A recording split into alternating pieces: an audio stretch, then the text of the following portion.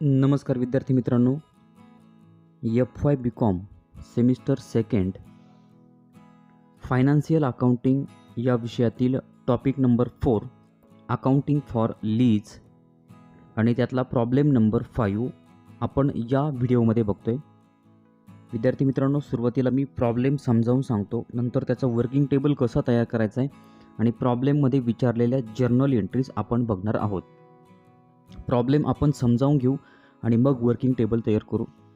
प्रॉब्लेममध्ये बघा, A limited took a mine on lease from the landlord B limited. A लिमिटेडनी काय केले, बी लिमिटेडकडनं माइन म्हणजे एक कोळशाची खाण या ठिकाणी भाडे तत्वावरती विकत घेतलेली आहे ए लिमिटेडनी बी लिमिटेडकडून for a period of 10 years 10 वर्षासाठी. Beginning from 1st January 2016, the term of the lease are as follows. 10 वर्षासाठी ही माइन म्हणजे खाण भाडे तत्वावरती घेतलेली आहे 1 जानेवारी 2016 पासून. त्याच्या ज्या टर्म्स आहेत, कंडिशन्स आहेत, त्या खाली दिलेल्या आहेत. नंबर 1ला काय म्हटलंय, to pay a minimum rent of ₹32,000 per annum. Minimum rent आहे 32,000 पर वर्ष, एका वर्षाचं. Each year's excess of minimum rent over actual royalties can be recovered during the next 2 years. आणि जे मिनिमम रेंटपेक्षा जास्तीची जी रक्कम असेल त्याच्यामध्ये आपण झालेला लॉस 2 वर्षामध्ये, पुढच्या 2 वर्षामध्ये रिकव्हर्ड करू शकतो. तिसरी टर्म आहे, in any year due to accident or strike the actual royalties is less than minimum rent is to be reduce by 25% for that year. आणि जर काही स्ट्राईक म्हणा, ॲक्सिडेंटमुळे जर त्या ठिकाणी कंपनी जर त्या ठिकाणी खाण बंद राहिली तर 25% या ठिकाणी मिनिमम रेंट रिड्यूस केलं जाईल. त्यानंतर आणखीन काय आहेत terms, royalty is to be calculated at ₹0.75 per ton. आणि रॉयल्टीचा जो दर आहे तो आहे 0.75 एका टनाचे. The coal raised in the first 4 years are as follows. आणि जो कोळसा आहे तो पहिल्या 4 वर्षामध्ये कसा कसा वाढलेला आहे, किती टन निघाला आहे ते आपल्याला या ठिकाणी प्रॉब्लेममध्ये दिलं आहे. बघा, इयर आणि आउटपुट टन्स असे 2 कॉलम आहे. इयर आहे 2016, 2016ला आउटपुट टन्स आहेत 24,000, 2017ला आहेत 32,000, 2018ला 56,000, 2019ला 40,000. पण 2019ला काय म्हटलं आहे, स्ट्राईक फॉर 3 मंथ्स. आणि 2019मध्ये 3 महिने या ठिकाणी स्ट्राईक होता, म्हणजे त्या ठिकाणी खाण बंद होती. पास नेसेसरी जर्नल एंट्रीज करायच्या सांगितल्यात. प्रिपेअर रिलेव्हंट लेजर अकाउंट, याच्याशी रिलेटेड असणारे जे काही लेजर अकाउंट आहेत ते लेजर अकाउंट पण या ठिकाणी बनवायचे सांगितलेले आहेत इन दी बुक्स ऑफ ए लिमिटेडच्या पुस्तकामध्ये. कारण की हे जो बिझनेस जी खाण घेतलेली आहे ती ए लिमिटेडनी घेतलेली आहे, म्हणून ए लिमिटेडच्या पुस्तकात आपल्याला नोंद करायची. Minimum rent account is not required. Minimum rent account बनवायची या ठिकाणी आवश्यकता नाही. विद्यार्थी मित्रांनो, आपल्याला हा वर्किंग टेबल तयार करायचा आहे. हा वर्किंग टेबल कसा तयार झाला आहे मी ते सविस्तरमध्ये सांगतो. आपण वरती नाव टाकणार in the books of A limited, lazy म्हणणार वर्किंग टेबल. आणि याचे कॉलम आहेत, मी कॉलम अगोदर समजावून सांगतो. विद्यार्थी मित्रांनो, कॉलम हेच असतात. अशा प्रकारे कॉलम तयार करा. पहिला इयर कॉलम आहे, दुसरा आउटपुट टर्न आहे. इयर आणि आउटपुट टर्न तुम्हाला प्रॉब्लेममध्ये दिलेले आहेत, ते आहे तसंच लिहून काढा. त्यानंतर royalty at ₹75 per ton, 0.75 per ton हे तुम्हाला टर्ममध्ये सांगितलेलं आहे. रॉयल्टीचा रेट आहे, रॉयल्टीचा दर आहे 0.75 पर टन एका टनाचे. आता मिनिमम रेंट हा एक कॉलम तयार होईल. त्यानंतर शॉर्ट वर्किंग, त्यामध्ये सफर्ड, रिकव्हर्ड आणि रिटर्न ऑफ. सफर्ड म्हणजे जर तोटा झाला तर तो सफर्ड कॉलममध्ये घेणार. रिकव्हर्ड म्हणजे भरून निघलेला तोटा रिकव्हर्ड कॉलममध्ये घेणार. आणि रिटर्न ऑफ म्हणजे जर तोटा तुमचा भरून नाही निघाला तर तो वाया जाणार आहे, तर ती रक्कम रिटर्न ऑफ कॉलममध्ये घेणार. आणि अमाऊंट पेबल म्हणजे किती रक्कम द्यायची आहे बी लिमिटेडला ते या ठिकाणी अमाऊंट पेबल कॉलममध्ये घ्यायचं आहे. आता इयर आणि आउटपुट टर्न्स आपल्याला माहिती आहेत, ते आपण लिहून शकतो प्रॉब्लेममध्ये दिलेले त्यानुसार. आता रॉयल्टीचा रेट किती, 0.75 पर टन. मग काय करायचं, 0.75 गुणिले 24,000 जर केलं तर तुम्हाला ते तुमचं उत्तर येईल 18,000 म्हणजे 18,000 टन एवढी 18,000 पर टन म्हणजे 18,000 रुपयाचं त्या ठिकाणी रॉयल्टीपासून उत्पन्न मिळणार आहे 2016ला.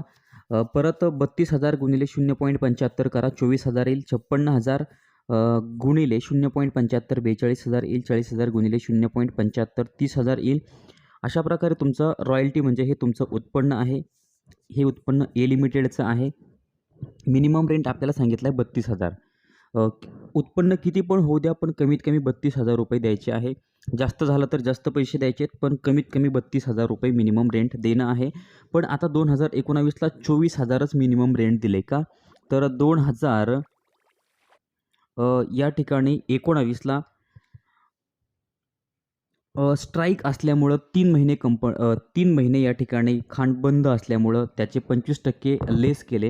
म्हणजे 32,000मधनं जर आपण 25% लेस केले तर ते 8,000 येतील. म्हणजे 24,000 2019चं मिनिमम रेंट आहे 24,000. आता आपण एक वर्षामध्ये जाऊयात. 2016ला आउटपुट टन्स आहेत 24,000. रॉयल्टी चा दर 0.75 असल्यामुळं ते उत्पन्न झालं आहे 18,000चं. मिनिमम रेंट 32,000 आहे. आता या ठिकाणी उत्पन्न आहे 18,000 आणि द्यायचेत 32,000, कारण की मिनिमम कमीत कमी तेवढं देणं आहे 32,000. मग या ठिकाणी आपलं उत्पन्न फक्त 18,000 आहे आणि 32,000 द्यायचे आहेत. म्हणजे या ठिकाणी आपला लॉस होतो आहे. आणि लॉस किती झाला आहे? 14,000 रुपये लॉस झालेला आहे. तो आपण घेतला आहे सफर्ड कॉलममध्ये. रिकव्हर्डमध्ये काही नाही येणार आणि रिटर्न ऑफमध्ये पण काही नाही येणार. आणि रॉयल्टीची रक्कम किती द्यायची? तर मिनिमम रेंट एवढे पैसे बी लिमिटेडला द्यायचे. ते आपण अमाऊंट पेबल कॉलममध्ये घेतले 32,000. त्यानंतर 2017ला काय झालं? आउटपुट टर्न 32,000 आहे. रॉयल्टी चं त्या ठिकाणी तुमचं उत्पन्न आहे 24,000 आणि कमीत कमी द्यायचे 32,000. मिनिमम रेंट तेवढं तर देणंच आहे. मग 32,000 जर द्यायचे म्हटलं तर उत्पन्न 24,000 आहे. म्हणजे सफर्ड कॉलममध्ये आपण किती लॉस झाला आहे? तर 8,000 रुपये लॉस झाला आहे. तो आपण घेतला सफर्ड कॉलममध्ये. म्हणजे 32,000 वजा जर 24,000 केलं तर 8,000 आले. आणि बी लिमिटेडला किती द्यायचे? 32,000. अमाऊंट पेबल कॉलममध्ये 32,000. आता 2018मध्ये काय झालं आहे बघा. आउटपुट टर्न आहे 56,000, उत्पन्न आहे 42,000 आणि द्यायचे 32,000. उत्पन्न 42,000 झाले आणि मिनिमम रेंट 32,000 आहे. म्हणजे या ठिकाणी आपल्याला फायदा झालेला आहे. आता आपल्याला जो सफर्ड आहे म्हणजे जो लॉस झालेला आहे तो पुढच्या 2 वर्षामध्ये आपल्याला रिकव्हर्ड करायचा आहे. म्हणजे 2016ला झालेला लॉस आपल्याला 18ला रिकव्हर्ड करायचा आहे. मग आता आपल्याकडे किती जास्तीचं उत्पन्न आहे? तर 10,000 रुपये. 10,000 रुपये जास्तीचे आहेत ते आपण रिकव्हर्ड करू शकतो 2016चे. मग या ठिकाणी रिकव्हर्ड कॉलममध्ये आपण किती घेतले? 10,000 घेतले. कोणते? 2016ला जे 14,000 आहे त्यातले 10,000 रिकव्हर्ड झाले, पण 4,000 रुपये वाया गेले. उत्पन्न 10,000 असल्यामुळं आपण हे रिकव्हर्ड करू शकलो. लक्षात असू द्या. 10,000 रुपये रिकव्हर्ड केले, 4,000 रुपये वाया गेले आणि अमाऊंट पेबल तेवढीच आहे 32,000. त्यानंतर आता जातोय आपण 2019 या वर्षात. आउटपुट टर्न्स आहेत 40,000, उत्पन्न आहे 30,000 आणि मिनिमम रेंट आहे 24,000. उत्पन्न 30,000 आहे आणि मिनिमम रेंट 24,000. म्हणजे या ठिकाणी आपल्याला फायदा झाला आहे. किती फायदा झाला आहे? तर 6,000 रुपये फायदा झालेला आहे आणि 6,000 रुपये आपण काय करू शकतो? रिकव्हर्ड करू शकतो. आता 2019ला कधीचे रिकव्हर्ड करणार? तर 2017चे. 2017ला 8,000 रुपये लॉस आहे तो आपण त्यातला 6,000 रिकव्हर्ड करू शकतो. मग आपण रिकव्हर्ड कॉलममध्ये घेतले 6,000, पण 2,000 रुपये या ठिकाणी वाया गेलेले आहे ते घेतले रिटर्न ऑफ कॉलममध्ये. आणि अमाऊंट पेबल कॉलममध्ये किती पैसे द्यायचे? तर मिनिमम रेंट या ठिकाणी आपण बी लिमिटेडला देणार म्हणजे 24,000. विद्यार्थी मित्रांनो, अशा प्रकारे हा वर्किंग टेबल आहे.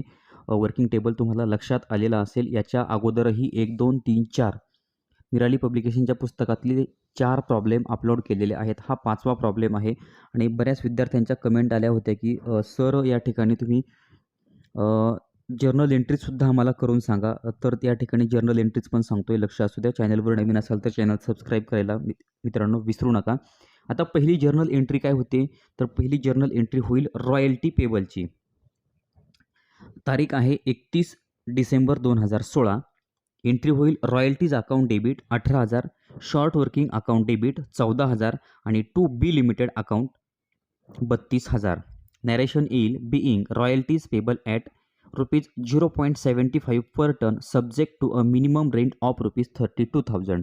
विद्यार्थी मित्रांनो, जर्नल एंट्री करताना काय करायचं, तुमचं वर्किंग टेबल तुमच्या डोळ्यासमोर असू द्या, तुम्हाला जर्नल एंट्री लगेच लक्षात येईल. आता पहिली एंट्री झाली रॉयल्टी पेबलची, दुसरी एंट्री असते मिनिमम रेंट पेडची किंवा रॉयल्टी पेडची. आता इथं मिनिमम रेंट आहे, मग 31 डिसेंबर 2016ला एंट्री होईल B limited account debit 32,000 to bank account 32,000, म्हणजे बी लिमिटेडला 32,000 रुपये दिले. नॅरेशन येईल being minimum rent paid to B limited. आणि तिसरी एंट्री असते रॉयल्टी ट्रान्सफरची 31 December 2016 profit and loss account debit 18,000 to royalties account 18,000. आणि नॅरेशन येईल being royalties transferred to profit and loss account. रॉयल्टीची 18,000 रुपयाची रक्कम आपण काय केली, प्रॉफिट अँड लॉस अकाउंटला ट्रान्सफर केली. पहिलं वर्ष संपलं आहे 2017ला. 31 डिसेंबर 2017 पहिली एंट्री होईल royalties account debit 24,000 to short working account 8,000 आणि to B limited account 32,000. Narration येईल being royalties payable at ₹0.75 per ton subject to a minimum rent of ₹32,000. ही रॉयल्टी पेबलची एंट्री झाली. पुढची एंट्री आहे मिनिमम रेंट पेडची 31 December 2017 B limited account debit 32,000 to bank account 32,000. Narration being minimum rent paid to B limited. तिसरी entry होते royalty ट्रान्सफरची 31 December 2017 profit and loss account debit 24,000 to royalties account 24,000. आणि narration being royalties transferred to profit and loss account. आता 2018ला काय झालं आहे, royalties account debit 42,000 to short working account 10,000 to B limited account 32,000. Narration येईल being royalties payable at ₹0.75 per ton subject per ton and short working recovered. या ठिकाणी royalties पे केलेली आहे आणि शॉर्ट वर्किंग रिकवर्ड झाले, त्याची ही एंट्री आहे.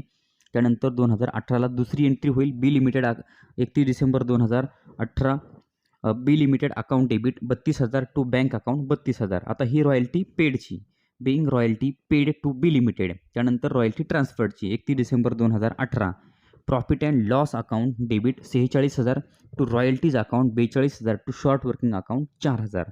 आता ही एंट्री बघा being royalties and irrecoverable short working transfer to profit and loss account. Royalty आणि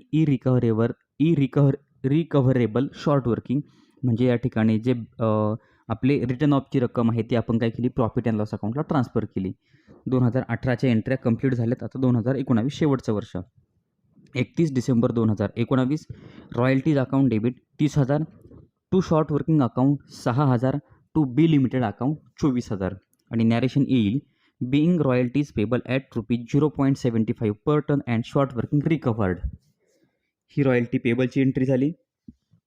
पुढची एंट्री रॉयल्टी पेडची 31 December 2019 B limited account debit 24,000 to bank account 24,000 being royalties paid to B limited. आणि शेवटची entry 31 December 2019 profit and loss account debit 32,000 to royalties account 30,000 to short working account 2,000 being royalties and irrecoverable short working transfer to profit and loss account. विद्यार्थी मित्रांनो, अशा प्रकारे आपण royalty आणि recoverable short working या ठिकाणी प्रॉफिट अँड लॉस अकाउंटला transferred केलेले आहेत. अशा प्रकारे ह्या जर्नल एंट्रीज आहेत. विद्यार्थी मित्रांनो, हा होता FY BCOMच्या पुस्तकात फायनान्शियल अकाउंटिंग या पुस्तकातील टॉपिक नंबर 4 अकाउंटिंग फॉर लीजेस या टॉपिकमधला 5वा प्रॉब्लेम आपण घेतला आहे. आणखीनही यानंतर बाकीचे प्रॉब्लेम मी चॅनलवरती अपलोड करणार आहे. व्हिडिओ आवडला असेल तर लाईक करा, कमेंट करून कळवा. धन्यवाद.